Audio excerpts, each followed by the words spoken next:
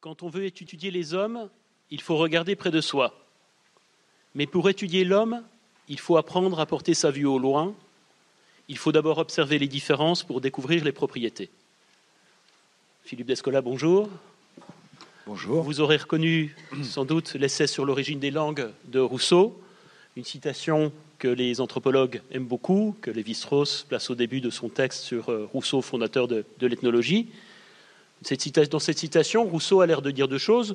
Étudier les hommes, rien de plus facile.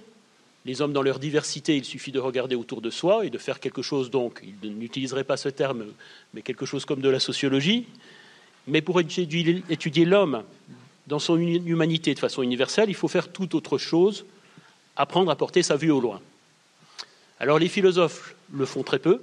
Vous le dites vous-même, c'est la première citation de vos lances du crépuscule, de nouveau Rousseau.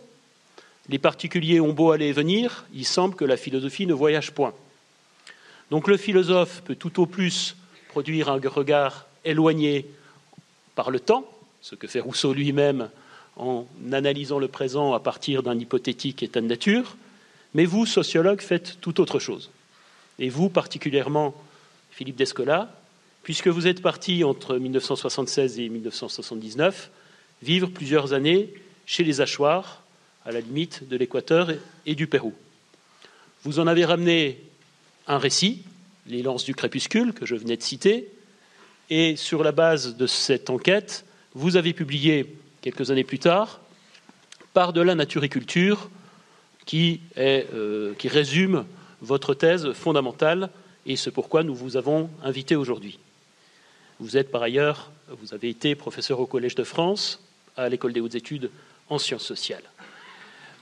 Avant de vous donner la parole, je voudrais vous faire un aveu et une sorte de déclaration d'amour en mon nom propre, mais au nom aussi de tous les professeurs de philosophie peut-être présents dans cette salle. Vous le savez sans doute, une année de philosophie commence souvent, très souvent, en traitant de cette distinction nature et culture. Et puis, comme un bon professeur de philosophie, on pose cette distinction comme étant universelle, nécessaire, évidente, ne souffrant aucune trace de discussion. Alors souvent, on a quand même un peu des doutes nous-mêmes, et dans un deuxième temps, ou dans un troisième temps, on la questionne. Et la questionner philosophiquement n'est pas si évident, tant cette distinction est prégnante dans toute l'histoire de la pensée occidentale, de quelques rares exceptions. Donc, quand on tombe sur un ouvrage comme Par de la nature et culture, eh bien, on est ravi, puisqu'on a là le moyen de contester une distinction philosophique sur une base expérimentale, une base empirique, avec des informations toutes fraîches et des informations de réelles informations, alors que les philosophes posent souvent des distinctions sans avoir les moyens empiriques de les démontrer. Et donc, je voulais vous remercier pour cette proposition Par de la nature et culture, un ouvrage qui nourrit beaucoup de choses dans l'enseignement des professeurs de philosophie. Voilà, alors, on va passer au vif du sujet. Et puisqu'on parle de philosophie, je voudrais commencer par une question très simple. Qui êtes-vous? Philosophe, anthropologue, ethnologue, sociologue du lointain? Laquelle de ces étiquettes vous conviendrait au mieux? On pourrait rajouter ethnographe, bricoleur, professeur, écrivain, beaucoup de choses en fait. Le rapport à la philosophie que vous avez évoqué en préambule, en fait, ce travail, je l'ai fait sur moi-même avant de le livrer éventuellement aux professeurs de philosophie, sans savoir que les professeurs de philosophie allaient s'en servir, parce que j'ai moi-même été professeur de philosophie, pas très longtemps, une année, et lors de l'inspection pédagogique que j'ai passée, comme tout aspirant professeur de philosophie, figurez-vous que j'ai fait une leçon qui s'appelait Nature et culture. J'étais un grand lecteur de Lévi-Strauss et donc j'ai développé des thèses qui étaient celles de mon maître. Et en réalité, la personne qui m'inspectait était Dina Dreyfus, l'ancienne femme de Lévi-Strauss.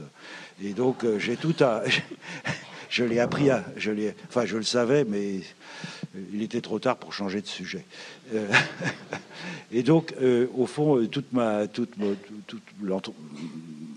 ce que j'ai entrepris de faire au fil des années a été gouverné non pas par un rejet de la philosophie, mais par une volonté d'aller plus loin, comme vous l'avez dit vous-même, c'est-à-dire de dépasser des expériences de pensée pour m'intéresser à des expériences de vie collective et essayer de comprendre en quoi ces expériences de vie collective avaient une portée philosophique. Alors, ça peut paraître un peu paradoxal, parce que quand on part sur le terrain, comme je l'ai fait, après une formation philosophique, on est imbu de la littérature à la fois ethnographique, mais aussi théorique.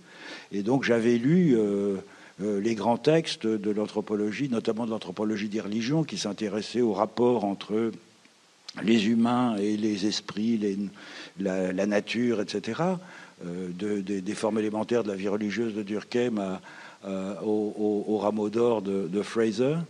Et l'expérience du terrain m'a fait sentir de façon expérimentale et expérientielle, d'une certaine façon, que ce que je prenais auparavant pour être des traités philosophiques était en réalité des façons de vivre. Et ça a complètement, évidemment, transformé ma façon de voir les choses. Et donc, pour répondre à votre question, oui, je suis un philosophe de formation, mais un philosophe qui était, en somme, ne se satisfaisait pas du caractère autoréférentiel de la philosophie telle qu'on nous l'enseignait, et qui, ayant commencé à lire de l'ethnographie, mais aussi des récits de voyage depuis très jeune, ayant beaucoup voyagé aussi, ayant frotté ma cervelle à la cervelle des autres, avant même de faire probablement véritablement du terrain, a été tenté, en effet, d'aller voir ailleurs ce que l'on pouvait tirer comme enseignement de la façon dont des collectifs s'organisaient, entretenaient des rapports avec des non-humains. Et cette question est fondamentale parce qu'au départ, j'étais à l'époque, donc on est dans les années 70, au début des années 70, déjà très intéressé par, disons, la question de la socialisation de la nature, les rapports à la nature, y compris d'ailleurs pour des questions contemporaines. Hein.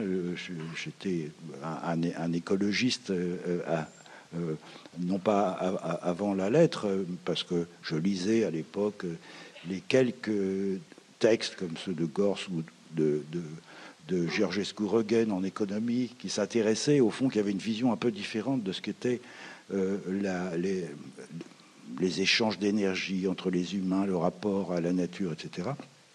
Et donc c'est ce que j'avais voulu étudier en Amazonie.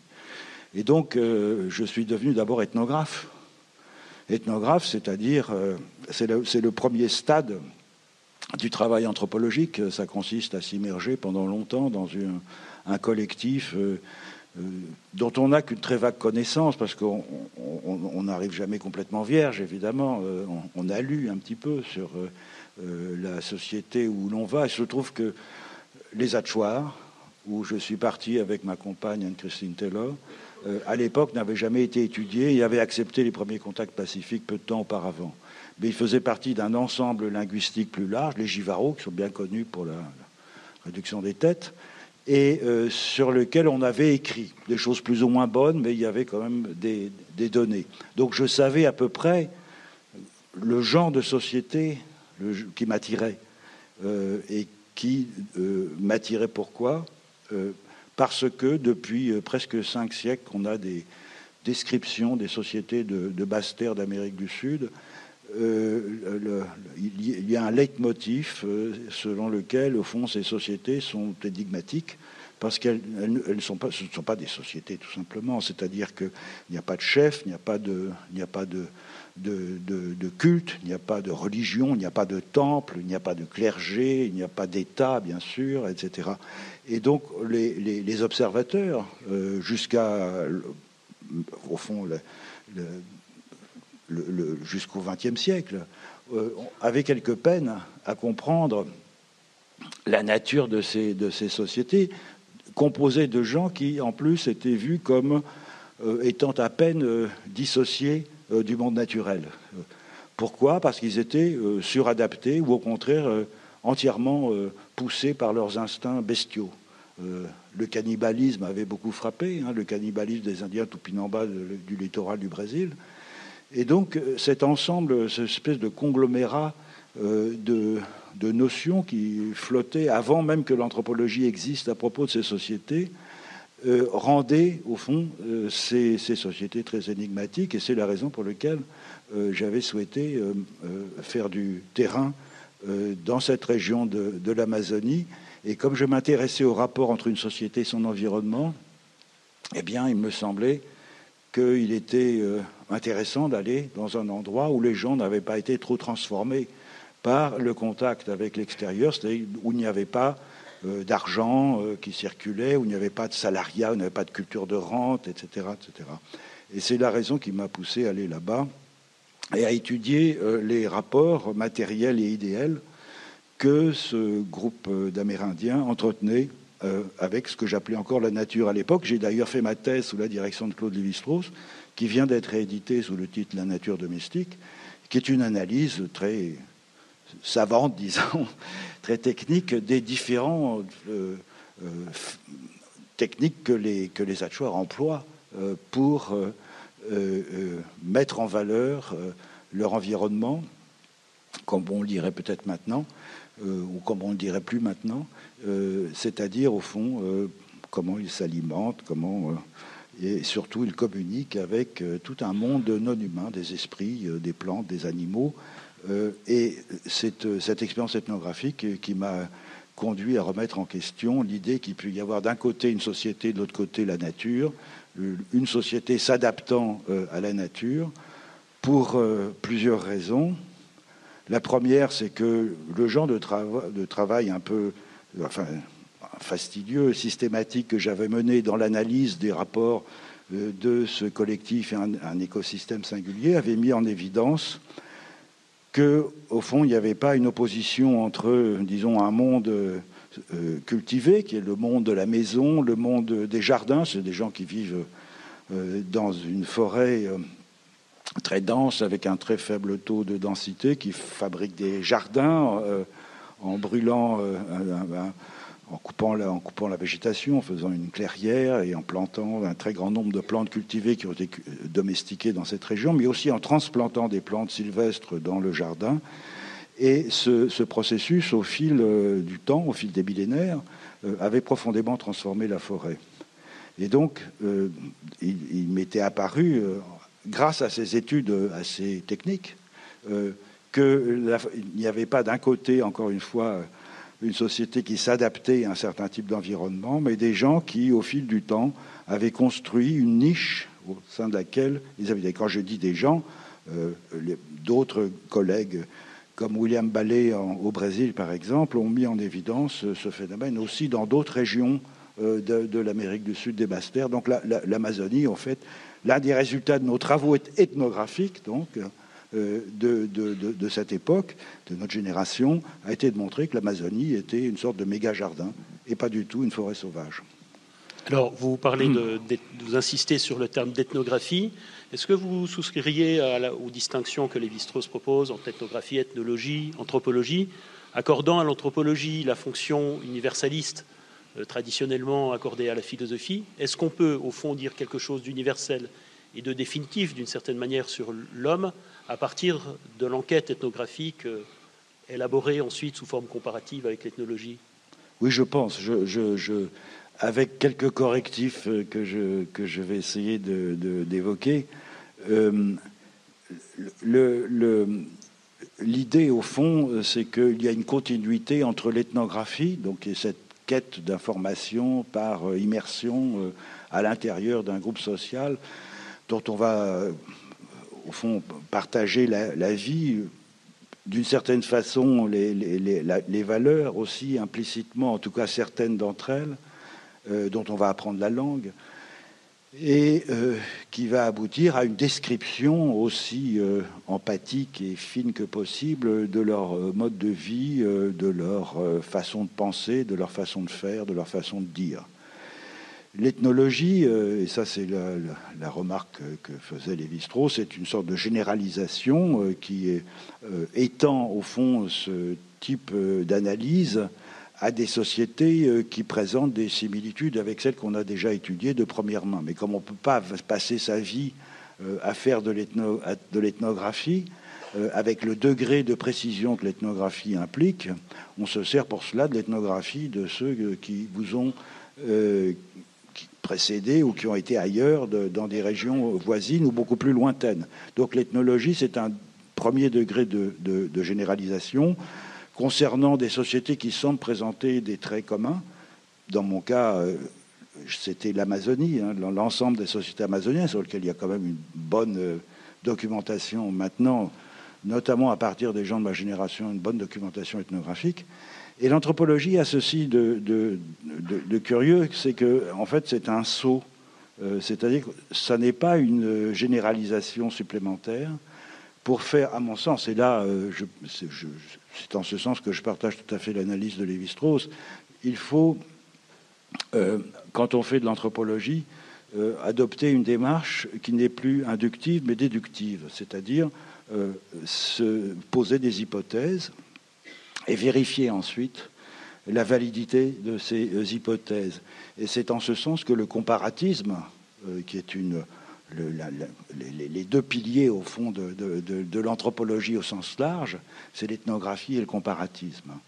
C'est en ce sens que cette discipline est quelque chose de tout à fait singulier à l'intérieur des autres sciences sociales, et le comparatisme permet ce genre de travail à condition qu'il soit fondé sur des hypothèses tout à fait explicites et qu'il ne consiste pas à comparer les formes et les couleurs des ailes de papillon, pour reprendre une critique qui avait été faite à un grand anthropologue anglais. Donc, au fond, ce qui est recouvert par le terme anthropologie au sens large, c'est trois démarches dont deux ont beaucoup en commun et dont la troisième fait un saut. Alors, des auteurs comme Dan Sperber, par exemple, ont dit on ne peut pas faire de l'anthropologie en généralisant, c'est tout à fait d'accord. Et donc, il s'agit d'un type de travail théorique, conceptuel, complètement différent. Cela dit, les matériaux que les anthropologues étudient dans une entreprise comparative sont des matériaux qui ont été collectés par d'autres ethnographes. Et donc, la façon dont ils sont présentés, dont les faits sont qualifiés, dont les propos sont rapportés, ont beaucoup à voir avec la subjectivité, évidemment, de l'ethnographe, même s'il s'efforce de ne pas être trop subjectif. La subjectivité est quelque chose de très important pour un ethnographe, c'est-à-dire qu'il joue son instrument de connaissance.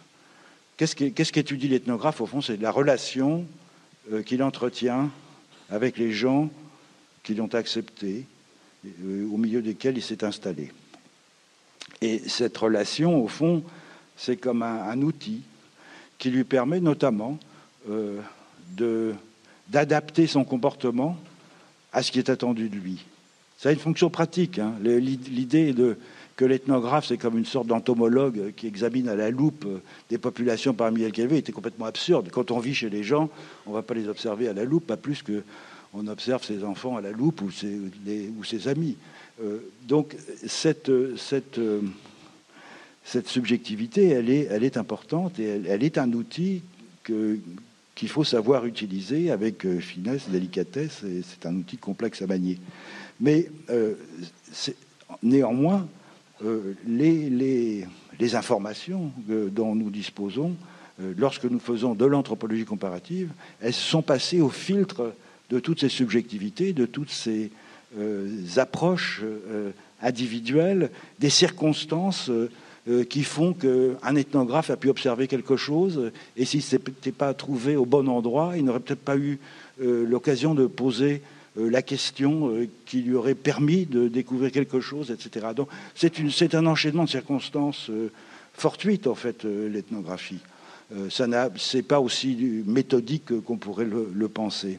Et donc cette troisième étape de l'anthropologie, elle suppose une connaissance approfondie des deux premières, en particulier de l'ethnographie, parce que l'anthropologue, quand il travaille des matériaux qui ont été accumulés par d'autres, en fait, est dans la situation, pour avoir lui-même traversé ce genre d'expérience, de savoir, au fond, ce qu'ils valent, quelle est leur utilité, les conditions dans lesquelles ils ont été réunis, etc., etc. Donc, c'est vraiment je dirais que c'est plus un art qu'une science, peut-être. D'accord, très bien, merci. Donc, d'une certaine manière, si vous parvenez à des résultats définitifs sur l'homme en tant qu'homme, vous remplacez purement et simplement la philosophie. Oh, je ne pense pas que la philosophie ait comme vocation exclusive de s'intéresser à l'homme. Et je pense que, pour reprendre la citation de Rousseau que vous faisiez au départ, on s'est intéressé à ce que les gens de ma génération, et moi en particulier, a voulu faire, a été de modifier la focale sur l'homme, précisément, avec un H majuscule, et de s'intéresser à la façon dont les humains se définissaient par des formes de relations qu'ils entretenaient avec des non-humains. Et cela suppose bien sûr qu'il n'y a pas une humanité générale, mais de très nombreuses manifestations de manière d'être humain qui doivent être examinées comme autant de variations peut-être d'un ensemble qu'on peut appeler l'humanité si on veut. Et donc la démarche dans un cas pareil, elle n'est pas de poser l'homme comme une sorte d'objet d'étude initiale, mais d'aboutir par l'étude de ces variations à comprendre ce que c'est que l'homme comme un système de transformation dont seule, au fond, la philosophie, je dirais les Européens, au départ en tout cas, ont posé l'existence comme une totalité. Ça n'existe pas, ça n'existe nulle part, pas plus que la nature n'existe en dehors de l'Europe comme un concept, l'humanité n'existe ailleurs. Et c'est justement l'une des choses que l'anthropologie peut contribuer par son apport à moduler en quelque sorte la philosophie et, j'allais dire, la tranquille arrogance de la philosophie à penser que les concepts, les problématiques qu'elle déploie ont un effet d'universalité. Très bien. Alors, on va passer au vif du sujet, à savoir le contenu de votre ouvrage principal, Par-delà la nature et culture. Dans la partie la plus théorique de l'ouvrage, vous faites une citation, juste avant de commencer, une citation de Husserl, et ensuite, vous utilisez des termes justement assez techniques venant de la philosophie, notamment celui de Schem. Donc, on est dans une conceptualité de type philosophique pour poser l'idée, ça serait bien de nous en parler un peu plus, l'idée, au fond, d'un tout petit nombre de structures fondamentales de ce rapport au non-humain.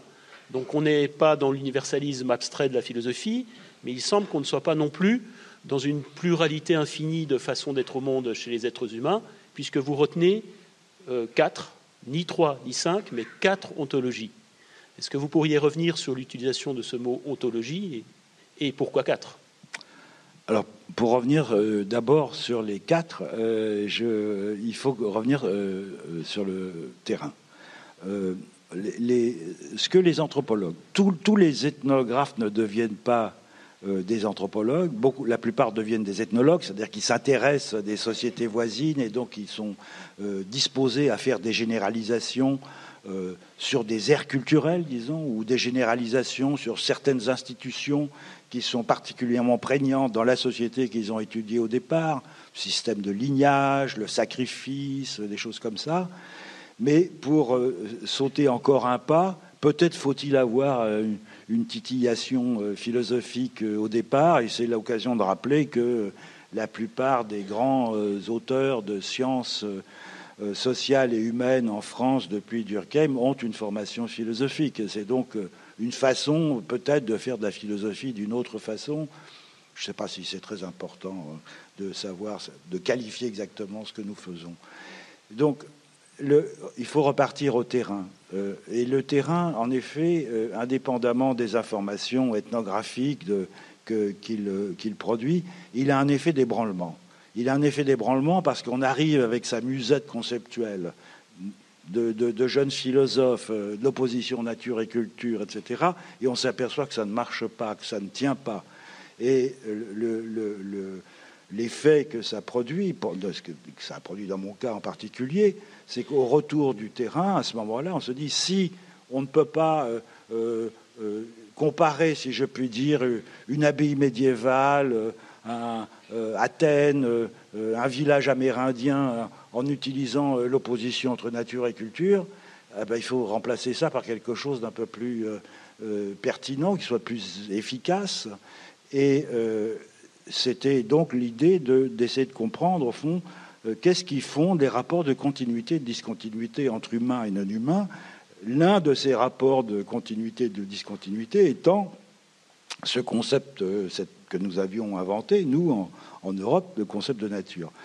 Et il se trouve que les Achuar proposaient une théorisation. Enfin non, c'est moi qui la théorisais, puisque on met des concepts aussi dans la bouche des gens que l'on étudie, que j'ai appelé l'animisme, et qui est propre évidemment non seulement aux Achuar, mais à de très nombreuses populations, par exemple à l'ensemble des populations amérindiennes des basses-terres d'Amérique du Sud, mais aussi, on voit ça dans le nord de l'Amérique du Nord, en Sibérie, dans d'autres régions, etc. C'est quoi ? C'est tout simplement l'idée que l'on peut détecter dans les non-humains quelque chose comme une intention, quelque chose comme un but, quelque chose comme une intériorité, une force interne, qu'on va appeler une âme dans la littérature anthropologique, c'est un terme très vague. Et ceci est couplé à une autre idée qui est très intéressante aussi, c'est que chaque forme de vie se déploie dans un monde qui lui est propre du fait des capacités physiques, biologiques de cette forme de vie. Autrement dit, le monde d'un poisson, d'un papillon, d'un oiseau, d'un aigle et de différents types d'humains varie du fait des outils, des modes de locomotion, des formes d'habitat, des formes d'alimentation, etc. Donc ils ont des natures différentes. Ils ont des natures différentes qui sont, au fond, des instruments au moyen desquels ils se branchent avec des éléments de leur environnement, et ces éléments de l'environnement constituent leur monde. Autrement dit, il y a une multiplicité de mondes qui sont fondés sur des natures différentes, mais qui peuvent se regrouper ou se superposer par le fait que les non-humains, se voyant comme des humains et pouvant communiquer avec les humains du fait de ces dispositions intérieures, il n'y a pas de solipsisme, si je puis dire. Donc c'était une façon de voir très curieuse, qui retrouvait d'ailleurs certaines choses qui avaient été développées. Je pense à l'idée que chaque espèce a une nature qui lui est propre, qui est la base de la constitution d'un monde qui lui est propre. C'est une idée que Jacob von Uexküll a développée en éthologie il y a longtemps et qui a été ensuite utilisée par les philosophes, et en particulier par Deleuze, mais par d'autres aussi. Et c'est tout à fait...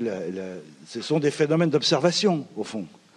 Donc on avait deux formes de continuité, de perception des continuités et des discontinuités entre humains et non-humains, qui s'opposaient complètement, qui était ce que j'ai appelé l'animisme, en ayant le culot de ressortir un concept qui était un peu discrédité, et puis de l'utiliser en lui donnant un sens assez différent de celui qu'il avait dans la littérature anthropologique, et opposé à notre façon de voir, à nous, que j'ai appelé le naturalisme, et qui est à la fois l'idée que la nature existe, mais aussi qu'à l'inverse de ce que pensaient les animistes, disons au sens le plus général, eh bien, les discontinuités entre humains et non-humains ne passent pas par l'intériorité, puisqu'il y a une sorte de capacité générale à communiquer entre humains et non-humains. Elles passent par la nature, par la physique, par la physicalité, par les corps, etc.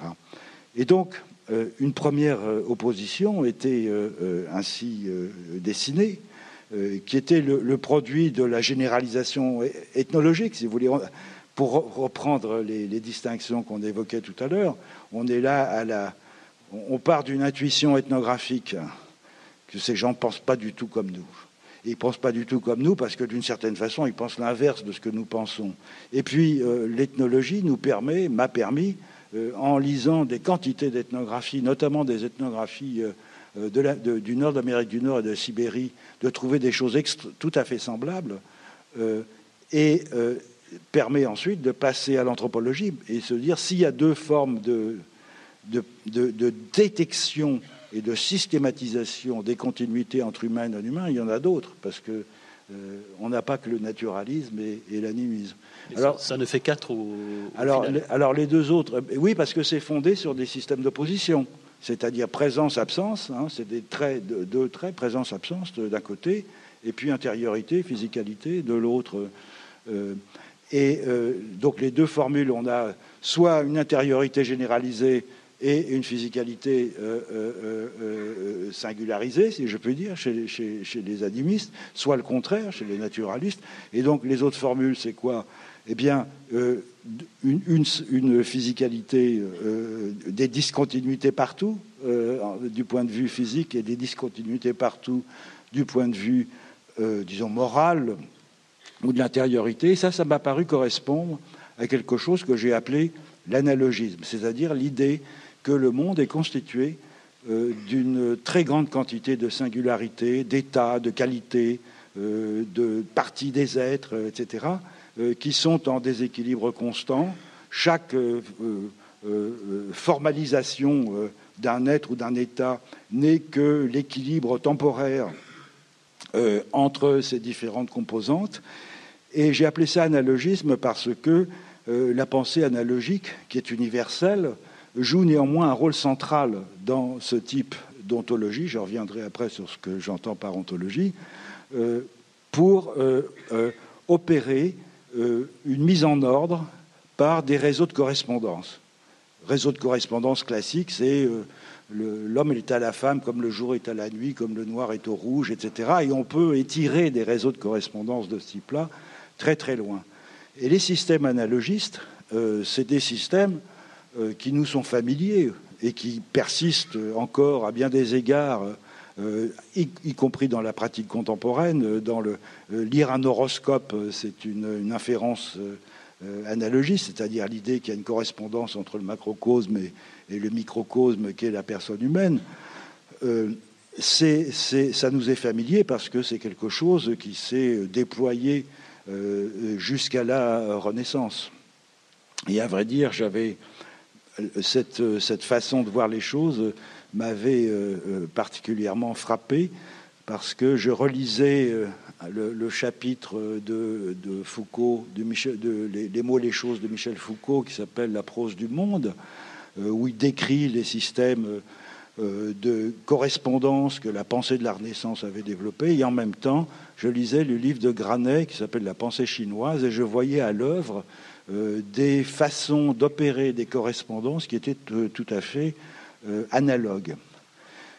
Et donc ce système-là est aussi extrêmement répandu. Il est notre passé. Il s'est développé en particulier autour de la Méditerranée. Il s'est développé jusqu'à la Renaissance. Il est présent dans ce qu'on appelle les hautes civilisations des Andes et encore à l'heure actuelle dans les populations autochtones, indigènes des Andes et du Mexique, en Afrique de l'Ouest et en Afrique centrale. Il est présent dans une grande partie d'Extrême-Orient, etc., etc. Et le dernier, alors ça c'est le plus complexe et le plus contre-intuitif. J'ai repris pour le définir un terme qui a aussi été beaucoup utilisé. Vous voyez, il y a des prolongements, juste une petite parenthèse. De la même façon que les philosophes, au fil des siècles, utilisent la substance, l'être, le sujet, etc., dans différentes traductions, évidemment, les anthropologues sont un peu réticents à créer des néologismes, et donc on utilise les mêmes concepts, mais évidemment en leur donnant à chaque fois une signification différente. Et le totémisme, en l'occurrence, c'est pas le totémisme de Lévi-Strauss. Certains d'entre vous se souviennent peut-être que Lévi-Strauss, dans le totémisme aujourd'hui, avait montré que le totémisme, c'était pas une relation verticale entre un groupe social et puis un animal dont les membres de ce groupe seraient descendus, mais que c'était un transport de différences. C'était des différences entre les espèces servent à penser des différences entre des groupes sociaux. Donc on a un étage qui est celui de la nature, avec des différences observables entre les espèces naturelles, et puis l'étage de la culture, avec des différences observables entre les groupes sociaux. Et c'est, au fond, l'écart différentiel qui est transposé d'un niveau à un autre. Or, en Australie, ça ne marche pas comme ça. En Australie, ce qui est particulièrement patent quand on lit la littérature sur l'ethnographie, c'est l'existence de groupes mixtes d'humains et de non-humains qui partagent des qualités morales et physiques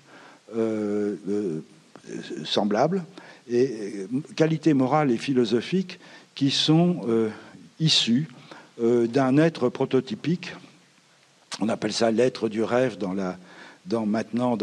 jadis on appelait ça totem, maintenant on appelle ça l'être du rêve dans la littérature ethnographique, donc qui est apparu à un moment à la surface de la Terre et qui a connu toutes sortes de péripéties et qui a, en disparaissant, laissé des semences en quelque sorte. On appelle ça des âmes enfants dans la littérature ethnographique. Ces semences, c'est des principes d'individuation d'un groupe totémique qui vont affecter à la fois les humains et les non-humains du groupe totémique. Autrement dit, là, tout est confondu. Mais en même temps, chaque groupe totémique est constitué d'humains, de non-humains différents et qui ont des qualités différentes. Donc on a quatre formes de discontinuité et de continuité entre humains et non-humains, dont la nôtre, le naturalisme, n'est qu'une forme parmi d'autres. C'est-à-dire qu'à la différence, et ça c'est pour moi quelque chose de très important, à la différence de ce qui se passait auparavant, dans lequel c'était une façon de voir les choses qui était propre à l'Europe, qui constitue en quelque sorte le gabarit conceptuel, le gabarit mental qui permet de penser la totalité des autres formes d'être au monde. Là, le naturalisme n'est qu'une variante à l'intérieur d'un groupe de transformation. Alors, un groupe de transformation, ceux qui sont familiers avec l'œuvre de Lévi-Strauss reconnaissent un outil qui est absolument fondamental dans l'anthropologie structurale, c'est-à-dire qu'une structure n'a de sens qu'à partir du moment où elle opère des transformations à l'intérieur d'un ensemble. Et donc le modèle que j'ai proposé, c'est en ce sens-là un groupe de transformation. Alors j'ai employé le terme ontologie aussi, il y a quelques années, dans un sens évidemment à la fois un peu très particulier et un peu provocateur, parce qu'évidemment l'ontologie, même si c'est quelque chose d'un peu tardif en philosophie, ça semble aller à l'encontre de l'idée qu'il y a, au fond, que l'être, la science de l'être et de ses manifestations est insécable d'une certaine façon. Et donc, ce que j'entends par ontologie, c'est plutôt les différentes sortes de mobilier du monde que des populations, du fait qu'elles ont partagé une socialisation commune, une éducation commune, des expériences communes, vont utiliser comme filtre pour détecter ou non dans leur entourage des choses pertinentes ou pas. Un physicien qui travaille au CERN de Genève utilise des détecteurs extrêmement puissants et complexes pour détecter des éléments du monde, en l'occurrence des bosons de Higgs, qui prennent de ce fait une existence particulière à l'intérieur de ce système de détection. Les hachoirs vont utiliser d'autres systèmes de détection pour détecter d'autres choses, comme des esprits, avec lesquels ils vont interagir. Alors vous allez me dire, oui, mais les esprits n'existent pas, alors que les bosons de Higgs, on sait depuis pas longtemps qu'ils existent. Sans doute. Mais la question, pour moi, n'est pas importante. Elle n'est pas importante parce que ce qui compte pour moi n'est pas de mettre en rapport, en quelque sorte, un état du monde connaissable par la science, tel qu'on peut avoir l'espoir un jour de le rendre dans toute sa complétude, et je pense que c'est une illusion. Notre espèce aura disparu avant que les différentes sciences aient pu rendre compte de tous les êtres et de toutes les relations entre ces êtres dans le monde. Donc, un état de ce type-là. Et puis, de l'autre, des façons approximatives, intéressantes. Envoyons les ethnologues pour les étudier, qui sont autant de représentations du monde. Moi, je n'emploie pas ce terme de représentation du monde, qui a été très en vogue, qui continue à l'être d'ailleurs, parce que ça suppose précisément que le monde soit un. Et que, d'un côté, il y a le monde auquel la science donne accès, et de l'autre, des façons plus ou moins erronées, plus ou moins superstitieuses, plus ou moins symboliquement intéressantes, etc., de s'en approcher. Je préfère voir les choses en employant une expression assez que j'ai empruntée à l'anglais, qui est la mondiation, worlding. C'est-à-dire, au fond, on a autant de systèmes de détection des choses pertinentes dans le monde qu'il y a de façons de mettre en œuvre ces 4 filtres ontologiques que j'ai évoqués il y a un moment. Donc il n'y a pas 4 représentations du monde, ça serait absurde de dire ça. C'est 4 types, 4 modèles de détection de régularité qui aboutissent à autant d'ontologie, de cosmologie qu'on peut y rêver. Et c'est pour ça, et c'est la dernière chose, que peut-être l'anthropologie, enfin ce genre d'anthropologie en tout cas peut être intéressant pour la philosophie, puisque ça met l'accent sur une question fondamentale qui est celui du pluralisme ontologique. Très bien. Alors, pluralisme ontologique, 4 ontologies. Le naturalisme est une ontologie parmi d'autres qui n'a pas de mérite particulier. Vous parliez de physique et de science. Est-ce que ce relativisme culturel qui est partie prenante de cette pluralité des ontologies ne devrait pas aboutir à une sorte de relativisme cognitif, épistémologique également? Est-ce qu'on peut encore affirmer que la science moderne est universelle si elle repose sur une ontologie qui ne l'est pas? Je pense que c'est la question, m'excuse, mais elle est mal posée. Parler d'univers. Vous comprenez bien que dans les tentatives d'explication que je viens de donner, la notion d'universalisme ou de relativisme n'a plus guère de sens. Il ne s'agit pas d'opposer d'un côté l'universalisme qui est indexé au fond sur l'existence de la nature, c'est-à-dire de cette espèce de construction métaphysique qui suppose qu'il y a des choses à connaître, que les sciences positives peuvent connaître et dans toute leur complexité, et qui donc est marquée du sceau de l'universalité. Au fond, c'est la fameuse distinction que Heinrich Rickert, dans son livre de Sciences de la nature et Sciences de la culture, a réussi à établir de façon très nette, qui est une distinction épistémologique. On est en plein dans le néo-kantisme de la fin du XIXe siècle, entre les sciences qui fonctionnent à partir de la généralisation, de l'universalisation, qui sont les sciences de la nature, et puis les sciences qui fonctionnent à partir de la singularisation, qui sont les sciences de la culture. Je pense que ce modèle-là est périmé. Alors, je ne sais pas si les philosophes vont en tirer quelque chose, mais en tout cas, les anthropologues en font leur miel, parce que ça leur permet précisément d'échapper à ces questions constantes, de dire « mais oui, mais c'est des choses des objections qu'on fait souvent à mon ami Bruno Latour. Vous ne croyez pas à la gravité, c'est du relativisme, sautez par la fenêtre, mon pauvre ami, etc. » Ça n'est pas du tout la question. La question est de savoir quels sont les dispositifs qui permettent à des humains, au fond, de construire un monde à partir de la détection de qualité dans leur environnement. Et ces mécanismes sont extrêmement différents. Donc ça ne veut pas dire que la science n'a pas de valeur, bien sûr. Moi, je suis un scientifique, et d'ailleurs, le genre d'entreprise que j'ai mené aurait été impossible, je pense, dans d'autres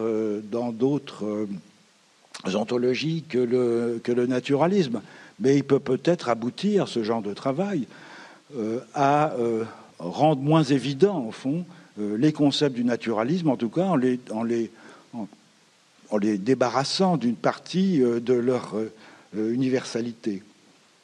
Alors, vous avez dit un certain nombre de fois qu'au fond, la nature n'existe pas. On la remplace par quoi quand on veut réfléchir au rapport que nous avons au non humain, si on ne veut pas adopter un peu artificiellement une conception animiste, totémiste ou analogiste? Oui, c'est vrai que c'est un concept qui est formidable, hein, c'est très utile. Je crois que si mes souvenirs sont bons, c'est Heidegger qui disait dans Qu'est-ce que la métaphysique que c'est un concept qui est au fond qui est quasiment vide en ce sens, mais qui est un concept qui permet de définir tout ce à quoi on l'oppose. Hein. C'est-à-dire tout ce à quoi on l'oppose prend du relief. Hein. La nature est la société, la nature est la culture, la nature est la religion, la nature est l'art, la nature est l'histoire, etc. Et à chaque fois, le concept auquel on l'oppose prend une saillance qui vient de son opposition à cette espèce de concept vide. Alors, et puis, effectivement, on peut mettre tellement de choses derrière qu'il est très commode. Donc, je mesure bien la difficulté qu'il y a. En même temps, le maintenir comme un concept non seulement épistémologique ou philosophique, mais aussi un concept social et politique, pose un problème, c'est que, au fond, il met dans une situation d'extériorité l'ensemble des non-humains vus comme des ressources à exploiter, qui sont soit des ressources conceptuelles pour le travail symbolique, hein, c'est comme ça qu'on l'a étudié en ethnologie pendant longtemps, hein, la nature, dans les mythes, dans les contes, etc. C'est comme ça aussi qu'on le voit maintenant. Donc quelque chose qui est extérieur parce que c'est une ressource symbolique, parce que c'est évidemment une ressource matérielle à l'intérieur de laquelle on puise pour créer de la vie humaine en collectif. Hein, l'idée classique que les humains ont une histoire, qu'ils existent en tant que collectif que parce qu'ils ont dominé la nature, ou parce que, alors ça c'était un peu ancien, mais ou parce qu'ils transforment la nature. Et enfin, comme un objet d'investigation. Donc ça, c'est en ce sens que la nature, évidemment, est très puissante, parce que c'est ce qui nous... j'ai dit européen, c'est de façon... on peut dire occidentaux si on veut, etc. Mais enfin, c'est une vue qui s'est développée et qui s'est disséminée dans bien des régions du monde maintenant. Dans tous les cas, il y a cette idée d'extériorité avec ce bémol curieux qu'en même temps, nous sommes naturels aussi. Et c'est ce que le naturalisme, tel que je le définis, prend en compte. C'est-à-dire, nous sommes singuliers par nos capacités cognitives et morales, mais c'est ce qu'on apprend en classe de philo, hein, mais en même temps, nous sommes des animaux, par conséquent, nous sommes gouvernés aussi par les lois de la biologie, de la physique, de la chimie, etc., comme n'importe quelle autre entité présente dans le monde. Et cette espèce de va-et-vient entre la nature extérieure comme un objet d'appropriation, à la fois par l'esprit, par les lois des scientifiques, et par la capacité symbolique d'un côté, puis le contrôle que nous exerçons sur nous-mêmes comme un morceau de nature, au fond, est probablement ce qui a donné son dynamisme à l'Europe. Par quoi remplacer ça? Je pense par des il y a un poème de Pessoa que je cite au début de par de la nature et culture, qui, je pense, est intéressant parce que très souvent, les poètes, en quelques mots, en disent beaucoup plus que des traités philosophiques. Et Pessoa dit j'ai vu qu'il n'y avait pas de nature, j'ai vu qu'il y avait des herbes, des fleuves, des montagnes, des herbes, des animaux, etc. Mais que l'idée que cela forme un tout, alors je ne vous cite pas exactement, est une maladie de nos idées. Une maladie de nos idées. Je trouve que c'est une forme intéressante de montrer les risques, en quelque sorte, que nous avons à hypostasier dans des concepts de ce type-là, qui sont d'un maniement facile, des multiplicités de formes de relations avec d'autres êtres qui nous entourent, qu'ils soient humains ou non humains, et qui nous, au fond, qui servent à faire l'économie d'une pensée plus complexe. Alors avant de passer la parole aux questions de la salle, une dernière question plus pratique. Quelles sont les conséquences directement politiques et notamment écologiques à la fois du naturalisme et de votre position s'y opposant? Je ne m'oppose pas au naturalisme. Hein. Je n'ai pas une position morale. J'ai une position politique qui constate les dégâts. Mais toutes les ontologies ont des effets positifs et des effets négatifs. Donc je fais pas d'irénisme. Je ne vais pas demander à ce que l'on vive comme les Achuars, comme les aborigènes australiens, comme les Inuits. Ça n'a guère de sens. Les conséquences politiques, précisément, elles viennent de cette extériorité, je crois, qui a été combinée à bien d'autres choses dans lesquelles je n'ai pas le temps de rentrer, la condition du productivisme. Alors, on peut appeler ça capitalisme si on veut. Il n'y a pas que le capitalisme qui a cédé à cela, parce que le productivisme de l'Union soviétique ou de la Chine sont fondés sur les mêmes principes d'une extériorité de la nature qu'on va s'approprier et dominer, sauf qu'on va se l'approprier, la dominer au nom du parti, au nom du peuple, etc., et pas au nom d'intérêts privés. Mais globalement, c'est le même processus. Et ça, évidemment, ça a des effets dramatiques. Et ces effets dramatiques, évidemment, on les constate en ce moment avec le développement des pollutions, avec l'effondrement de la biodiversité et avec le réchauffement climatique. Alors, moi, je ne suis pas un gourou, je ne propose pas des solutions. J'ai beaucoup donné dans ma jeunesse dans les solutions révolutionnaires, dont je me suis rendu compte par la suite qu'elles étaient, au fond, sous la forme léniniste où elles se présentaient un peu illusoires. Mais il me semble que des expériences collectives qui sont en train de se disséminer tout autour du monde d'un usage du monde, disons, hein, pas d'un usage de la nature, d'un usage du monde qui, pour reprendre la formule de Nicolas Bouvier, qui soit un peu différent, sont très intéressants. Vous avez ici, à un endroit où j'étais il n'y a pas très longtemps, la ZAD de Notre-Dame-des-Landes, qui est quelque chose de tout à fait étonnant sur le plan de l'expérience sociale, politique, philosophique même, dans lequel, au fond, des gens qui viennent de très nombreux endroits ont rejoint un groupe de personnes qui voulaient lutter contre un grand aménagement coûteux et probablement inutile, et qui se sont tellement identifiés à un milieu, le bocage. Hein, il y a un bocage très particulier, puisqu'il n'avait pas été transformé par le remembrement, qu'ils, comme ils le disent, ils défendent non pas la nature, alors peut-être justement, il ne faut pas employer le terme de nature, ils défendent le bocage. Ils ne défendent pas le bocage, c'est le bocage qui se défend à travers eux, etc.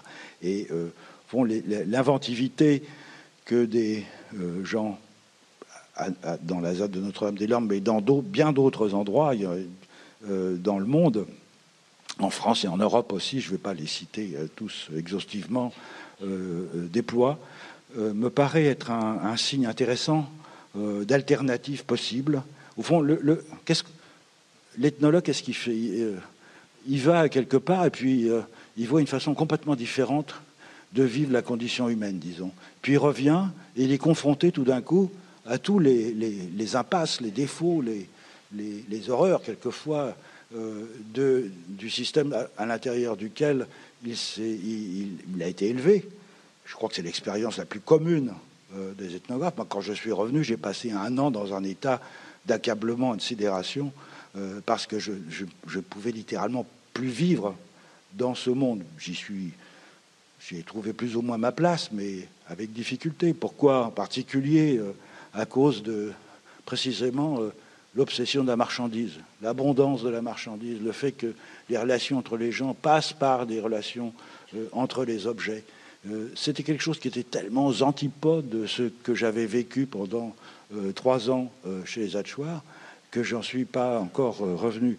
Et donc, ce travail de mise à distance, de critique, qui nous vient naturellement à nous, du fait de la différence constatée entre une expérience de longue durée chez des gens qui vivent autrement et dans notre milieu d'origine, il y a des gens qui le font spontanément, pas spontanément, enfin, mais en réfléchissant beaucoup, parce que ce qui me frappe beaucoup dans la ZAD, c'est le niveau de réflexivité. J'ai jamais vu un collectif qui avait atteint un niveau de réflexivité de ce type-là.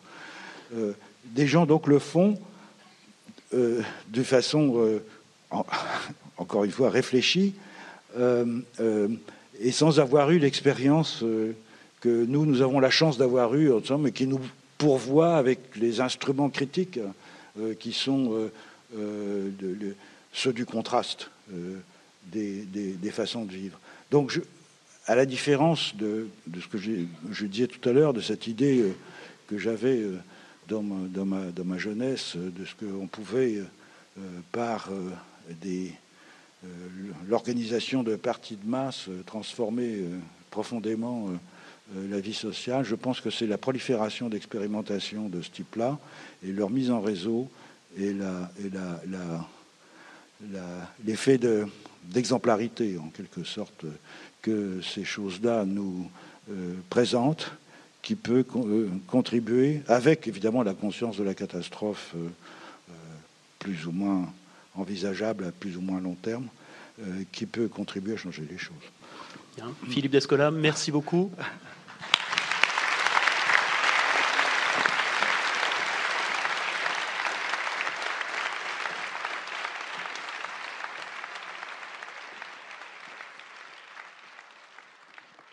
Et donc on se retrouve à 20...